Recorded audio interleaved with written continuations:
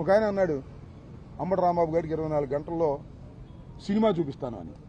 ఎవరో కాదు, పెమ్మసాని కేంద్ర మంత్రి గారు ఆయన చూపించిన సినిమా అనుకుంటే ఇది. ఆయన కుట్రదారుడు. ఈ మొత్తం ఎపిసోడ్లో పెమ్మసాని ఈజ్ ఏ 120B కిందకు వస్తాడు ఇన్వెస్టిగేషన్ చేస్తే. గంగా వెంకటేశ్వర కరెక్ట్గా ఇన్వెస్టిగేషన్ చేస్తే, పోలీస్ డిపార్ట్మెంట్ కరెక్ట్గా ఇన్వెస్టిగేషన్ చేస్తే చేయట్లే వాళ్ళు. పెమ్మసానే మొత్తం నడిపాడనేది అందరికీ తెలిసినటువంటి సత్యం. ఎందుకంటే సినిమా చూపిస్తా అన్నాడు, సినిమా చూపించాడు. సరే, ఆ సినిమా సంగతి తర్వాత చూద్దాం. ఖచ్చితంగా ఇన్వెస్టిగేషన్ జరిగితే కేంద్ర మంత్రి పెమ్మసాని 120B కిందకి వస్తాడు. కానీ పోలీసు వారు రక్షించే ప్రయత్నం చేస్తున్నారు.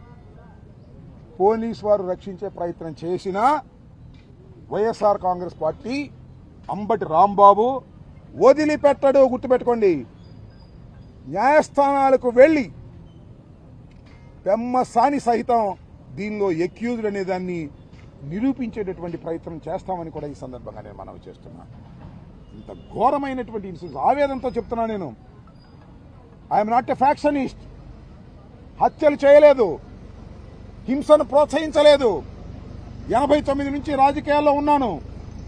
ఒకసారి రేపల్లిని రిప్రజెంట్ చేశాను, ఒకసారి సత్యనపల్లిని రిప్రజెంట్ చేశాను, మంత్రిగా ఉన్నాను. ఎక్కడ గొడవలని ప్రోత్సహించేటటువంటి మనస్తత్వం కానటువంటి అంబటి రాంబాబు ఇంటి మీద పడి భార్యా బిడ్డల్ని హింసించి, మానసికంగా నన్ను హింసించి, పోలీసులతో కొల్లుడయి ఈ రకంగా చేసిన దానికి మిస్టర్ పెమ్మసాని మూల్యం చెల్లించవలసిందే. గుర్తుపెట్టుకోమని మనం చేస్తున్నాం. నా మీద ఇంత దుర్మార్గమైన దాడి చేసి ఒక వికటాట్టహాసంగా నవ్వుకుంటున్నారు చంద్రబాబు గారు, పెమ్మసాని గారు, లోకేష్ గారు. వీళ్ళే నిజంగా ఎక్యూజులు. ఆ వచ్చిన వాళ్ళంతా చిన్న చిన్న వాళ్ళు. వాళ్ళ గురించి నేను మాట్లాడదలుచుకోవాలా. వాళ్ళ మీద యాక్షన్ లేదు. వాళ్ళకి రక్షణగా వచ్చేస్తుంది పోలీసు, నాకు మాత్రం రక్షణగా రాదు.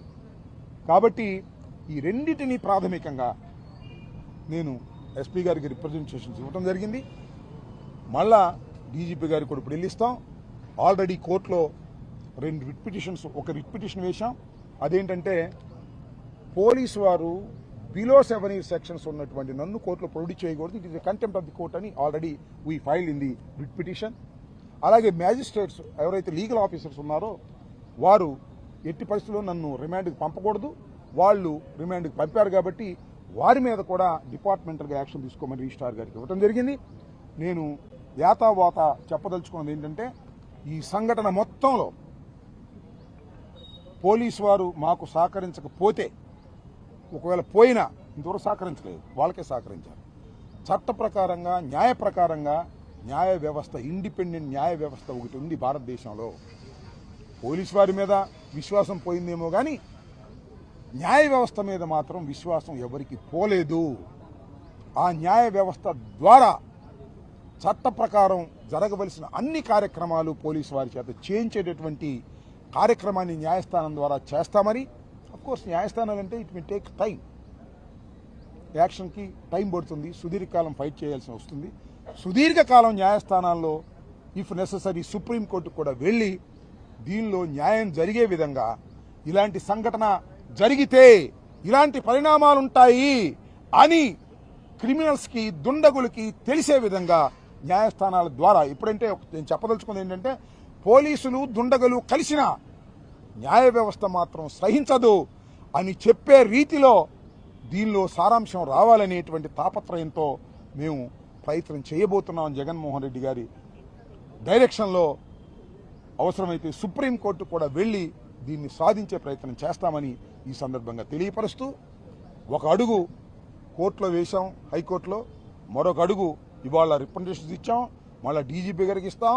తర్వాత మళ్ళా వాళ్ళు యాక్షన్ తీసుకోకపోతే రీజనబుల్ టైంలో we will go to the courts, న్యాయస్థానాలకు వెళ్తాం, హైకోర్టుకు వెళ్తాం, అవసరమైతే సుప్రీంకోర్టు కూడా వెళ్ళి దీనిలో న్యాయాన్ని నిగ్గు తేల్చే విధంగా, లాజికల్గా దీనికి అన్ని జరిగే విధంగా ప్రయత్నం చేస్తామని మీ ద్వారా రాష్ట్ర ప్రజానీకానికి ఈ సందర్భంగా తెలియపరచనున్నాను. ఒకే ఒక పేరు పెట్టారు, నీ పేర్లు పెడితే ఒక పేరు పెట్టారు, ఎవరి పేరు అండ్ అదర్స్ అని పెట్టారు. ఏమి యాక్షన్ తీసుకోవాలి? టిల్లో ఎంత దుర్మార్గంగా ఉంది అనేది ప్రజలు తెలుసుకోవాలని కోరుకుంటున్నాను నేను. అంతే. దీనివల్ల ఏమవుద్ది ఏంటో తర్వాత విషయం. ప్రజలు దీన్ని తెలుసుకోవాలని నేను కోరుకుంటున్నాను.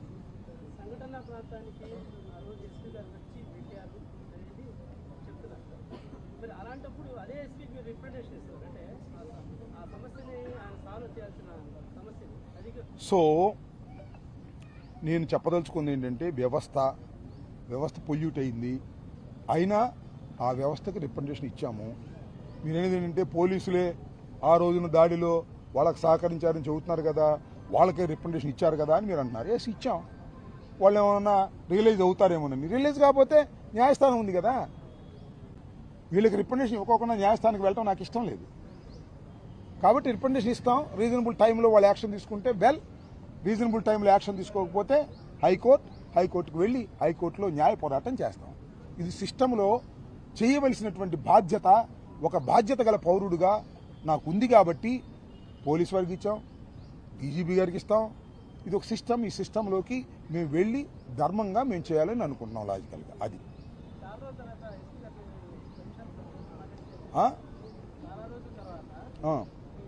చాలా రోజుల తర్వాత ఏముంది అసలు మా ఎస్పీ గారు వచ్చినది మేము కలవాలా.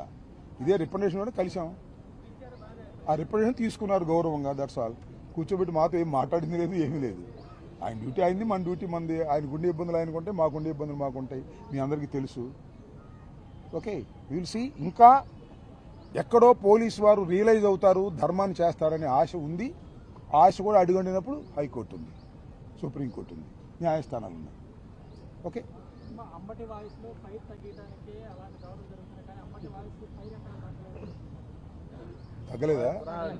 తగ్గలేదా? పెరిగిద్ది, తగ్గదు, ఇంకా పెరిగిద్ది. ప్రాణాలకు తెగించైనా పోరాటం చేస్తా. ఎంత ఘోరం అండి! నా ఫైర్ తగ్గించడానికి నన్ను అరెస్ట్ చేస్తారా? నా ఫైర్ తగ్గించడానికి నన్ను కొట్టడానికి ప్రయత్నం చేస్తారా? నా ఫైర్ తగ్గించడానికి 18 రోజులు జైల్లో పెడతారా? ఇంకా పదునెక్కుతా, ఇంకా ఫైర్ అవుతా. ధర్మం కోసం, న్యాయం కోసం జగన్మోహన్ రెడ్డి గారి ముఖ్యమంత్రి అయ్యేంత వరకు ఈ పోరాటం ఆగదు అనేది మరొక్కసారి తెలియపరుస్తున్నా.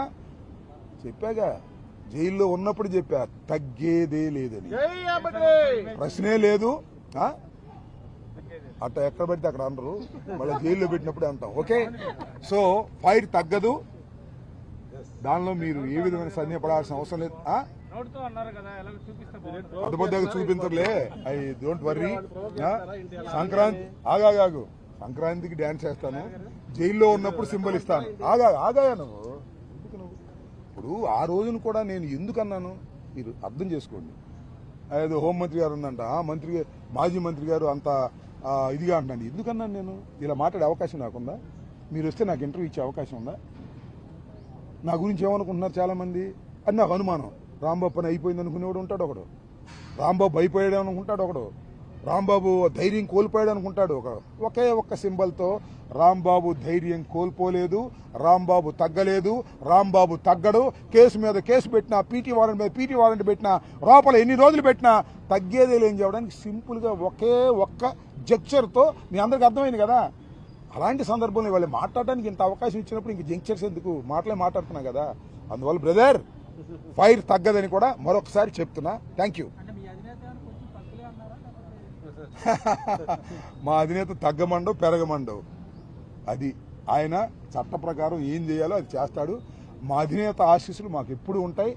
నేను ఖచ్చితంగా మా అధినేత ఆశీస్సులు పొందే విధంగా, రాష్ట్ర ప్రజల ఆశీస్సులు పొందే విధంగా చట్ట ప్రకారంగా ప్రవర్తించేటటువంటి వ్యక్తే ఈ అంబటి రాంబాబు తప్ప చట్ట వ్యతిరేకంగా ప్రవర్తించేటటువంటి ధోరణి నాకు ఇప్పుడు లేదు, ఎప్పుడు లేదు.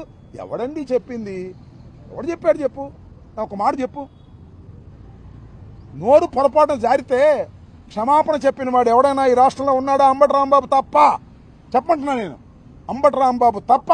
నోరు జారితే ఆవేశంలో క్షమాపణ చెప్పినటువంటి వ్యక్తి చివరివాడు, మొదటివాడు అవుతాడు అంబటి రాంబాబు. నాకు జ్ఞానం ఉంది, నాకు ఏది తప్పో రైటో గ్రహించే శక్తి ఉంది. ఆ క్షణంలో గ్రహించలేకపోయాను, ఎమ్మటే వచ్చి చెప్పాను కదా.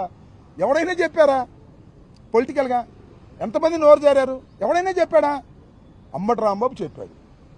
అది నా యొక్క నైజం అని కూడా ఈ సందర్భంగా మనవి చేస్తున్నాను. అదే నా ధైర్యం, అదే నా నైజం, అదే నా ఫైర్ కూడా అని ఈ సందర్భంగా చెప్పవచ్చు.